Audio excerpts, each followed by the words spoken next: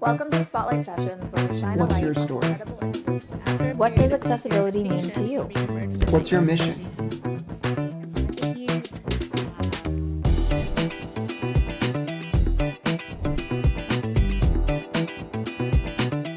Hello, and welcome to another episode of accessiBe's Spotlight Sessions, where we highlight disability leaders and changemakers and the amazing work that they do. My name is Sapir Yarden, and I head up accessiBe's nonprofit partnership program. I'm really excited for our guest today, who's going to be speaking with us about ADHD. So welcome, Samantha. Thank you so much, Sapir. So nice to be here. Thank you for inviting me. Of course. So let's jump in, and can you tell us a little bit about yourself? Yes, so I am Samantha Hiew. I am 40 years old. It's funny when you say, tell us a bit about yourself, like, where do I start? Okay, so I'm the founder of a company called ADHD Girls, and I'm an intersectionality, neurodiversity keynote speaker. Also used to be a scientist, a social entrepreneur. And I founded ADHD Girls when I was diagnosed at the age of 40 with ADHD. And then by then I felt like there was so much that I've already been through. So there was like this whole grief cycle. So I wanted to create an organization that could help elevate other women and girls, as well as intersectional identities in the face of like mainstream media, as well as social media, and just increase the representation for our stories, because I felt that there was a very one-dimensional way of talking about our neurodiverse experience, and it didn't fully encapsulate the full human experience. So that was where I came in and really amplified the voices that we don't often hear. I love that because ADHD has been a growing topic in recent years. And so to give it a stage and to come from that experience is so interesting and important, and definitely changes the scope of the conversation. So can you tell us a little bit about what ADHD Girls actually does? Yes, so essentially ADHD Girls is me because I run the company in a very manageable way, because I started with focusing on providing workshops for women to make employment more accessible. So I also created a lot of digital campaigns where we uncovered a lot of stories of women with ADHD around the world, as well as a podcast called Utopia that really looked into the hidden stories across different communities and life circumstances. And the reason for that is because when I was diagnosed, I realized that, yes, there are some things about the way people were talking about ADHD that I resonated with, but it didn't fully encapsulate my experience. So I came from a cross-cultural background of coming from Asia, growing up there, and spent half of my life in Asia, and then moved to the UK when I was doing my postgraduate study, and then swiftly kind of landed into what I call my train wreck years. So there was a lot of ups and downs that also coincided with an existential crisis. So when I founded ADHD Girls, I was really aware that yes, we could do a lot to empower this one group, which is elevating women in terms of women empowerment. But then until we get society on board with what it looks like to have ADHD, not just in women, but across diverse identities, which is where I came in, we are not going to be able to really, truly fit in. Even though we don't really want to fit in, we just want to not be singled out as different. We don't want to be othered, which is a lot of neurodivergents find when they get a late diagnosis. Then they feel like, oh, now I have to talk to my employer about myself, and I'm going to have to put a label on me, and that makes me different.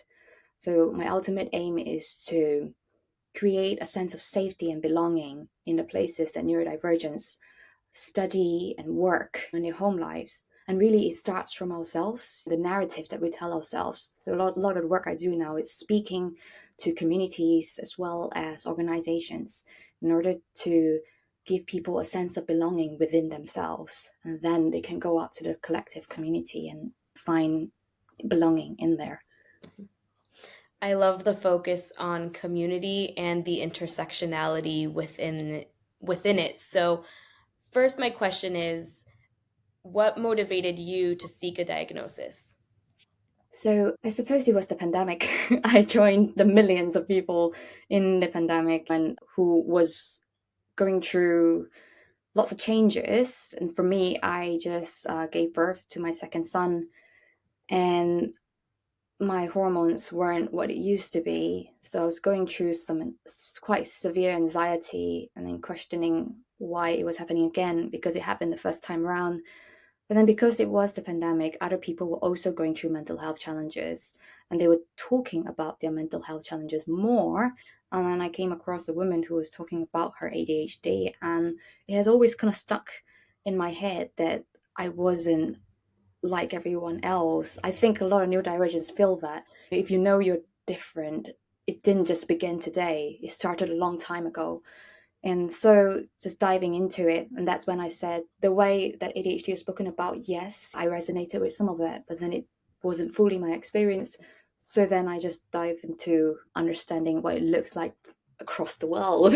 And that's what I did. Like, I interviewed lots of women around the world and find that despite united by a common, what they call a neurodevelopmental condition and label, we don't all show up the same way. That just, yeah, began my work. And I think I always really had the propensity to dive into something so deep and wide when am interested.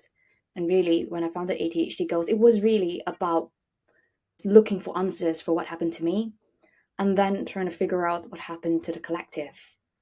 And that is always where I come from, talking about the collective neurodiverse community, but people always want to go back to what happened to me. And they always ask me to talk about myself, and I'm like, but it's something I've gotten used to doing more and more now. Mhm. Well, thank you so much for sharing your story with us. And as someone who is a doctor, it makes sense that you would have that propensity to do the deeper study. How do you feel that maybe your studies have impacted your understanding of what ADHD is? Yes, so my background is in genetics and molecular biology. I was a cancer researcher until I left the lab at the age of 30. So that was just over 10 years ago now.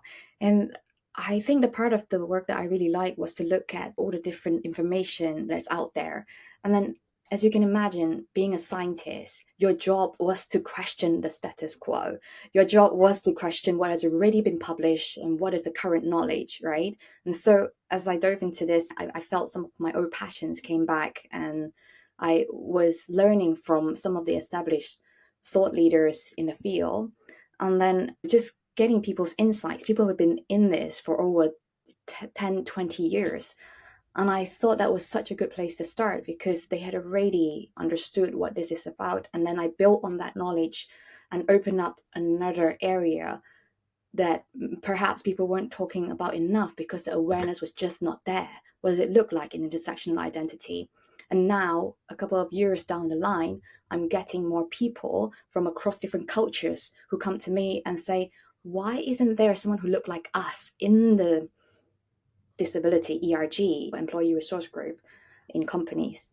Right. Yeah, that's like, yeah, why isn't there? Because you don't even know what it looks like in your culture. And then, yeah, we don't know what it looks like in your culture. So it is about bridging that empathy gap. And that is the part of the work that I find rewarding. I love that so much. And so now, when there is more conversation around ADHD and neurodiversity, do you find that there's a lot of information that is accurate, not accurate? Are there any myths you would like to bust? Yeah, so one thing I have an issue with, and I know that everyone is different in terms of the spectrum in which our neurodiverse experiences is manifested, but it is the way that we keep talking about neurodiverse experiences from an outdated paradigm, which is the medical model of disability.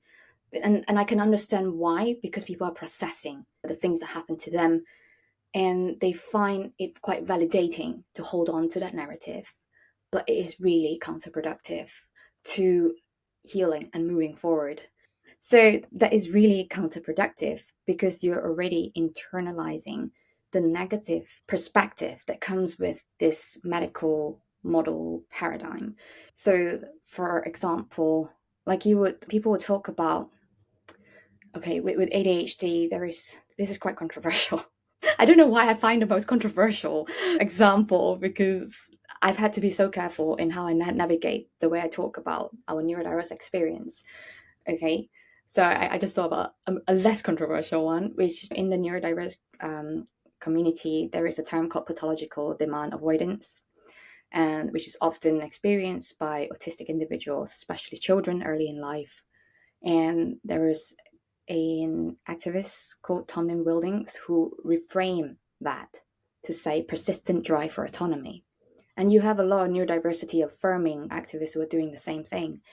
But you also have those who actually just stick to this is what pathological demand avoidance mean, and this is you, and you are doomed. Okay. And that is what I feel the way we talk about it. That is what is generating in a person a self empowerment.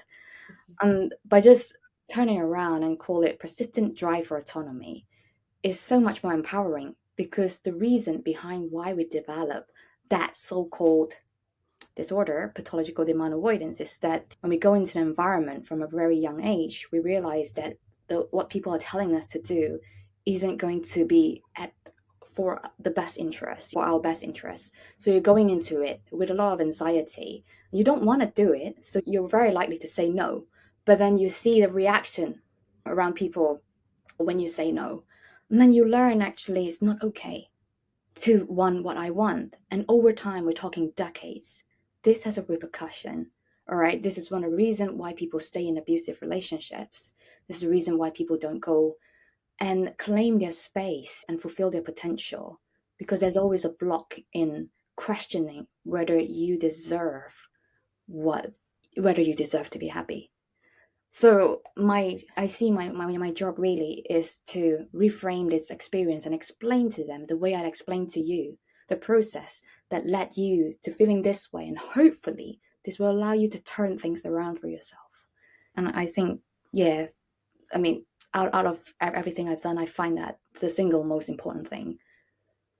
And it's so important to do when you're speaking to people of different communities because they each have their own unique experience within that. So being able to have those touch points and conversations allows you to better understand the bigger scope of things.